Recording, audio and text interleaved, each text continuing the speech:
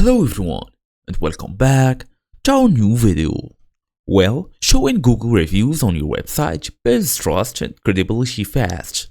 So in today's video, I will show you how to add Google reviews to Wix in 2026, fast and easy as usual.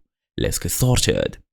Well, number one option is the usual stuff. Make sure you are fully connected to the internet to go all the way to your favorite browser and look for wix.com.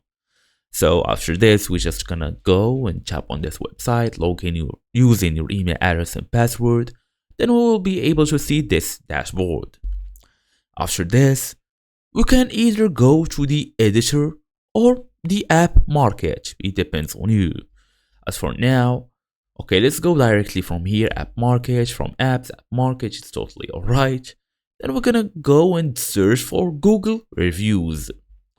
We are here, so we're gonna look for Google reviews. We're gonna tap on this. Okay, here it is. This is the app. All you're gonna do now is get it on the website, install it, add it, then connect your Google business profile. Log in and link your business account, then customize the review display. Choose a layout, number of reviews, and style. Just like this, you have multiple options as you see on the screen, with editor widgets and with reviews island. You also have this small basically information. This app is available worldwide.